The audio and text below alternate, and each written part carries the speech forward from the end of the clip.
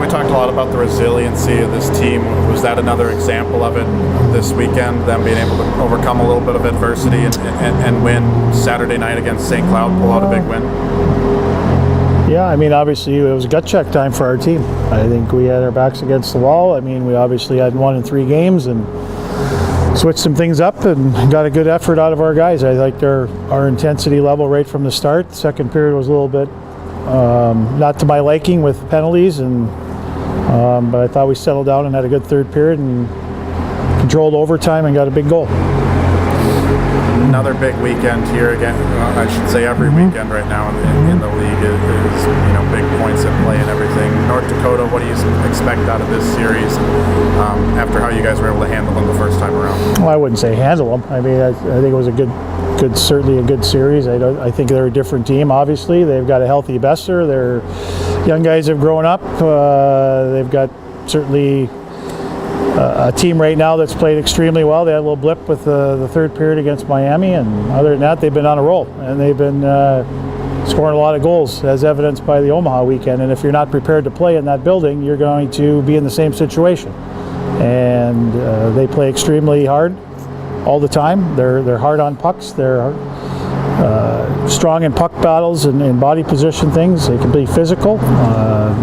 So again, if I think you can turn it on and off, we're not going to fare very well. We have to be mentally prepared to go in there to fight for every inch on the rink, and if we're not in that mindset, I'm not sure what the weekend's going to be. They seem to have gone away from that tradition of kind of being middle of the road the first half and then certainly driving the second. That's probably a good thing. I don't know. I think they're going pretty good right now. That's what I mean. They're a good team out there. Yeah, they're a good team every year. I mean, it's a tough building to win in. I mean, obviously you got great atmosphere. It's fun atmosphere to play in. It's nice to be able to go in there and quiet the crowd down and try and have a good start, get the lead. I thought we played 2 good games in there last year and came out with 2 one-goal losses. But I liked how we played, and sometimes that's the way it goes. But we've got to be prepared to play. We've been too iffy to start games lately. You got to be right on your toes and ready to go, and be prepared to make plays under pressure. Be prepared to get hit when you make those plays. And like I said, it's fighting for every inch on the rink. Even when we played them here Saturday, I mean, their first period was pretty good. We had 2 shots on net, but I liked how we were playing. We just didn't get a lot of things going, and then the game kind of settled in a little bit, but. It's going to be a hard-fought weekend, and obviously the points are really critical. You mentioned being mentally prepared. Is there anything that you guys do specifically in practice or in preparation to get mentally prepared to play these guys in that building?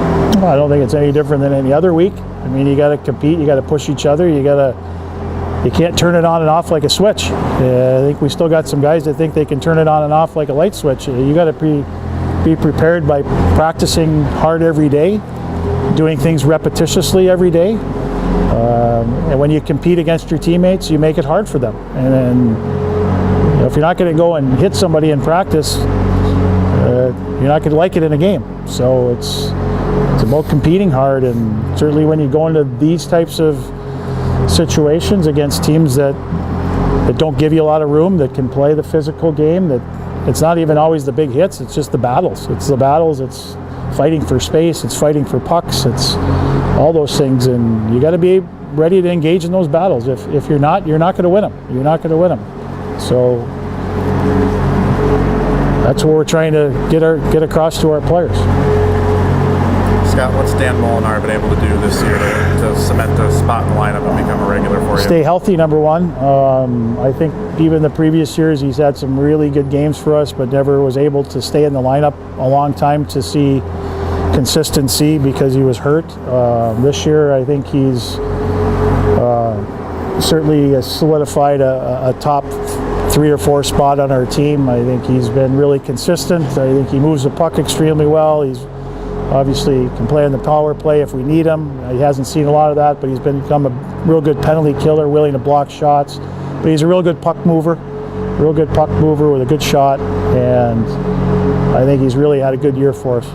That puck movement, one of the reasons why you had him out there to start OT the other night, what he's able to do there, or just No, he was out with his pair, so Okay. it was just a normal deep pair.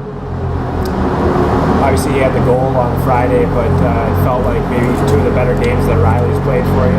Is he starting to really figure out how to be effective? He's come back, a lot more determination. Obviously, even personally, I don't think he was real happy with the first half, even though I think he got better every week. Might not show points-wise, everybody looks at that, but he was doing some things, but a little more determination. I think learning college hockey in the first half, learning what he needs to do better, what doesn't always necessarily work. And I think Friday was certainly a real strong game for him. Saturday, I thought he followed it up, but he's got to get used to playing big minutes too. You know, his big bodies take a while to get in shape, but he's getting there. But I've really liked how he's come back. I've loved his practices. I've loved how he's played, and it was nice to see him get rewarded finally with his first goal. But he played well. Is it good now that he doesn't have to worry about that and he can just kind of focus on what you've been saying all year? Some of the little Well, I think it's like a lot of guys, Zach. I mean, you know what?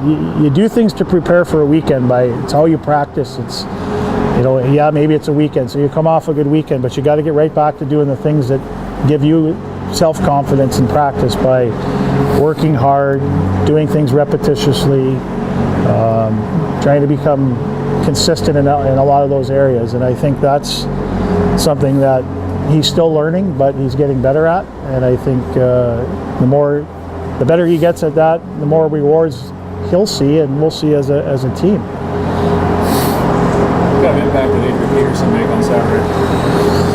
I liked him a lot better in the middle of the rink. I thought he brought a lot of energy. Again, I love his face-off intensity. You know, obviously won a key face-off at the end, but you know, again, I think he's much better in the middle of the rink for us. I think he's big, he's strong, he competes hard. Obviously, he can shoot. It's nice to see he's got a couple goals already, but I love the intensity that he plays with. I think he brought a lot of energy again, and was a much more effective player for us in the middle of the rink.